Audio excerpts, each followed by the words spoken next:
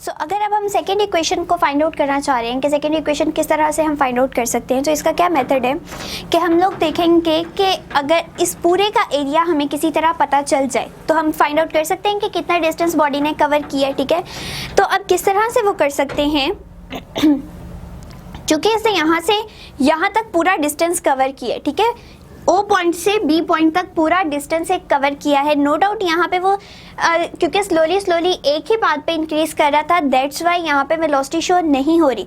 Otherwise graph यहाँ से start हो रहा है तो यहाँ से यहाँ तक पूरा डिस्टेंस हमें फाइंड आउट करना पड़ेगा।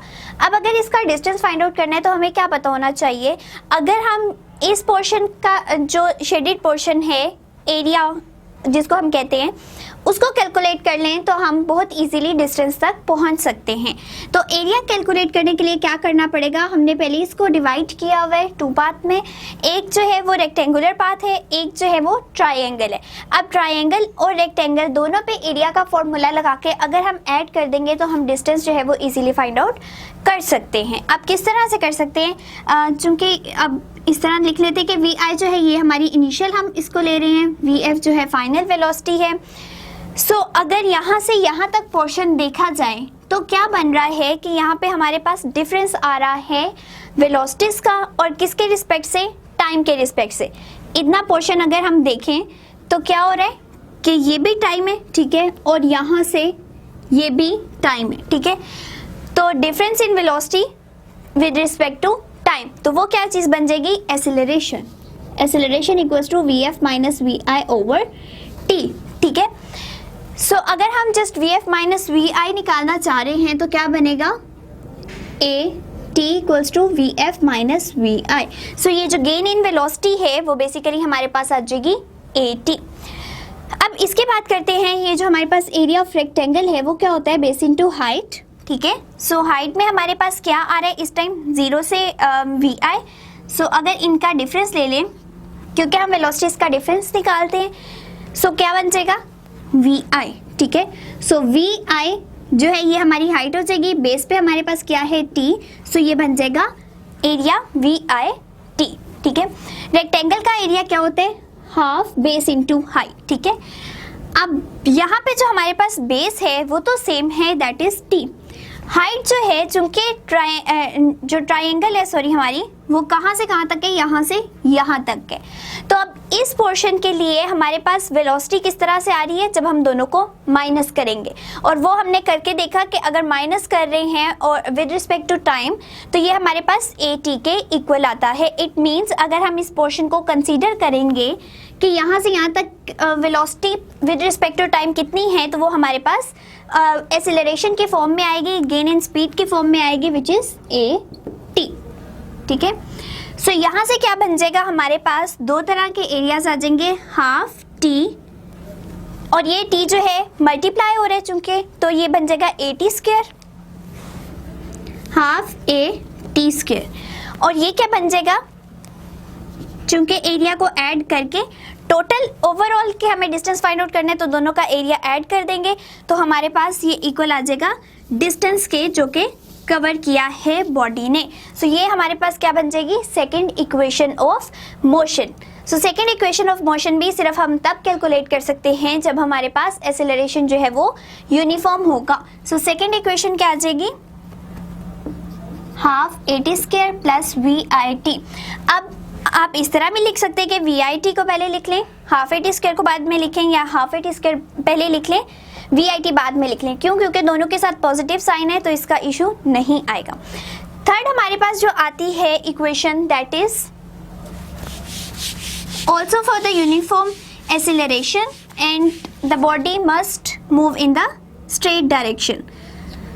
2as equals to we F square minus we I square. Similarly क्या करना है हमें, चूंकि हम इसमें भी डिस्टेंस देख रहे हैं, ठीक है, तो यहाँ पे V F square minus we I square भी हमें मेंशन किया जा रहा है। तो ये किस तरह फाइंड आउट कर सकते हैं, हमें नज़र आ रहा है कि पहले तो हमने खाली डिस्टेंस फाइंड आउट करना था तो स्प्लिट कर दिया इनको दो शेप्स में, कि एक रेक्टेंगल हो गई हमारे पास और एक जो है वो ट्रायंगल होगी, और दोनों के एरियाज को ऐड किया तो हमारे पास ये सेकेंड इक्वेशन फॉर्म हो गई, ठीक है। लेकिन हम इस तरह भी कर सकते हैं कि चूंकि हमें ये शेप नज़र आ रही है पूरी की पूरी, अगर हम इस शेप को कंसीडर करें तो हम किस तरह से एरिया फाइंड आउट कर सकते हैं, वो हमारे डिस्टेंस फाइंड आउट कर सकते हैं। वो हमारे पास आ जाएगा कि जो डिस्टेंस कवर्ड है वो इक्वल होगा जो ये पोर्शन है, ठीक है, कि टाइम जब 0 था, ठीक है, टाइम 0 पे कितना पोर्शन कवर हुआ है वो है OA, ठीक है, प्लस जो टाइम के बाद जो हम लेट्स सपोज 30 कंसीडर कर लेते हैं, उस पे कितना डिस्टेंस कवर हुआ है वो है पूरा कहाँ से कहाँ तक, B से D तक, B to D, ठीक है, divided by 2 and multiply by base, ठीक है। सो ये हमने क्या कर लिया है, हमने दोनों जो हाइट्स हैं हमारे उनका एवरेज ले लिए, ठीक है, एवरेज लेके मल्टीप्लाई कर दिया है OD से, ठीक है। अब डिस्टेंस कवर हमें ये फॉर्म नज़र आ रही है कि ये ऐसे, ठीक है, OA है प्लस BD है डिवाइडेड बाय 2। अब ये 2 भी हमें यहाँ पे नज़र आ रहा है और इस इक्वेशन में भी 2 है, इट मीन्स ये 2 इस साइड पे आके मल्टीप्लाई हो जाएगा। सो सिंपल हमारे पास जो इक्वेशन बच रही है वो इस तरह से बच रही है। लास्ट वन हमें क्या चाहिए, एसेलरेशन। एसेलरेशन हमें पता है कि वो एक स्लोप है, ठीक है, और स्लोप किसके इक्वल होती है, y/x के, ठीक है। इट मीन्स y पे क्या आ रहा है हमारे पास, y पूरा है BD, ठीक है, एंड जो x है हमारे पास दैट इज OD।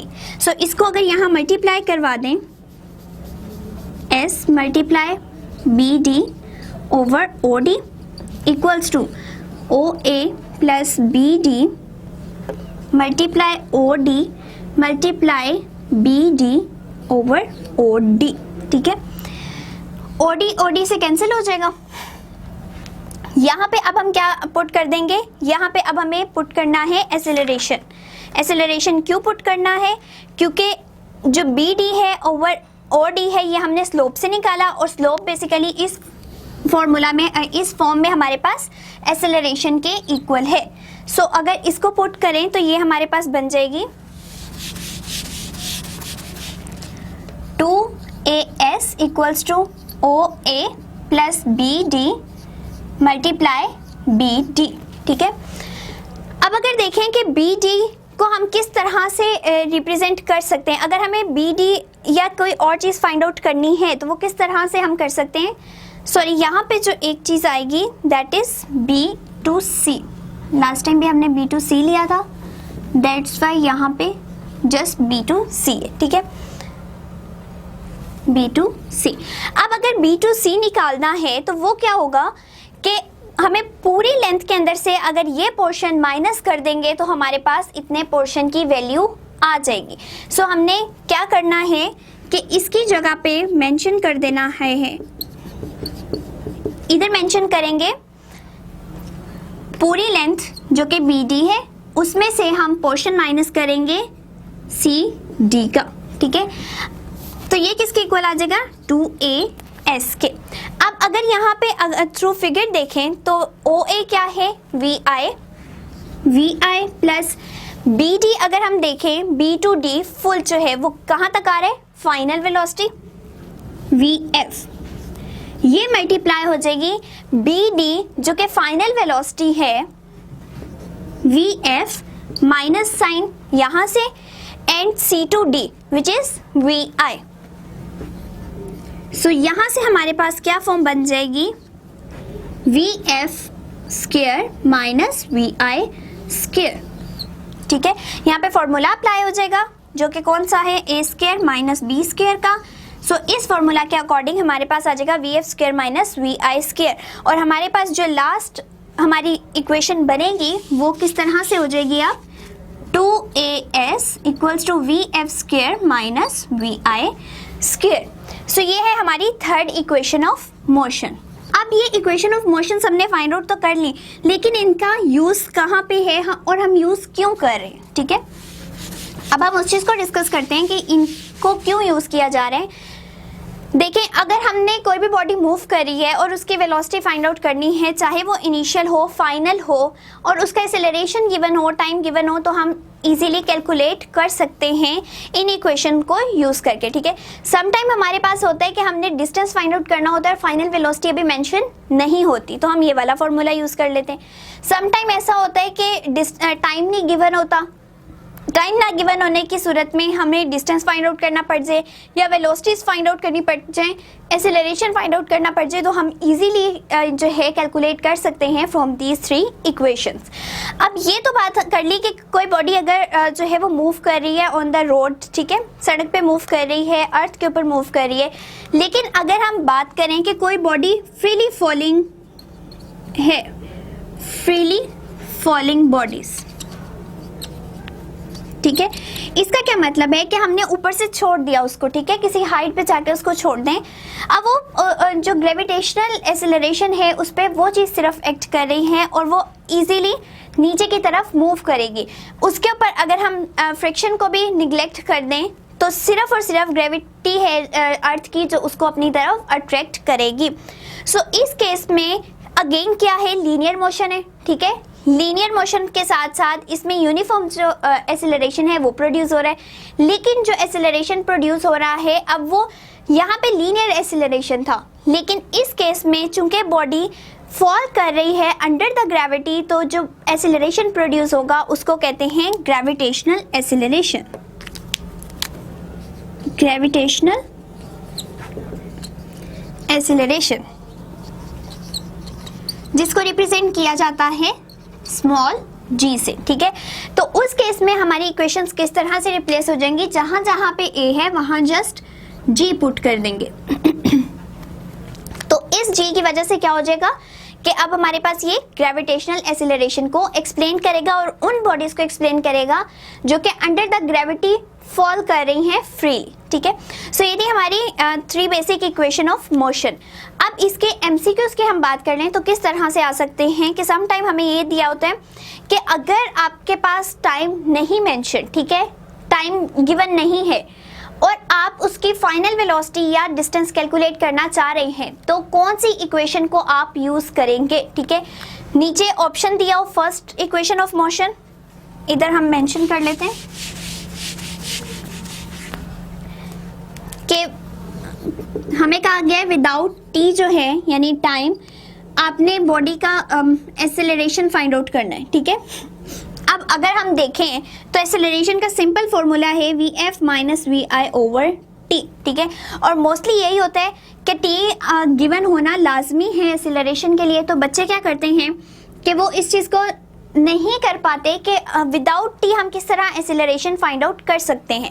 तो उसका आंसर ये है कि by using the third equation of motion हम इजीली फाइंड आउट कर सकते हैं एक्सेलरेशन इवन कि हमें टाइम गिवन ना हो, ठीक है। तो आपको ए बी सी डी में इस तरह भी आ सकते हैं कि फर्स्ट इक्वेशन, ठीक है, बी में सेकेंड इक्वेशन या थर्ड इक्वेशन, सी में थर्ड इक्वेशन, ठीक है। और बाय डेफिनेशन मीन्स कि हमारे पास जो इसकी डेफिनेशन कहती है एक्सेलरेशन की, और एक्सेलरेशन की डेफिनेशन क्या है कि difference in velocity with respect to time, ठीक है। सो हम बाय डेफिनेशन नहीं कर सकते अगर हमें टाइम गिवन ना हो, तो उस केस में हम थर्ड इक्वेशन को यूज करते हैं, ठीक है। इसी तरह पूछा जा सकता है इस इक्वेशन से कि अगर आपने डिस्टेंस फाइंड आउट करना है, ठीक है, और आपको फाइनल वेलोसिटी गिवन नहीं है, तो यहाँ पे आ जाती है बात कि अगर हम थर्ड इक्वेशन को देखें तो बच्चे सोचते हैं कि हमें तो डिस्टेंस फाइंड आउट करने के लिए मस्ट है कि फाइनल वेलोसिटी गिवन हो। तो इस केस में हमारे पास सेकेंड इक्वेशन ऑफ मोशन मौजूद है जो कि ये बात बताएगी कि अगर आपके पास फाइनल वेलोसिटी मौजूद नहीं है तब भी आप डिस्टेंस कैलकुलेट कर सकते हैं। इसी तरह से ये भी कहा जा सकता है कि आपने जो है ये तो सिंपल ही आ जाएगा क्योंकि ये बाय डेफिनेशन ही हम फाइंड आउट कर सकते हैं, ठीक है। सो इस तरह के एमसीक्यूज पूछे जा सकते हैं।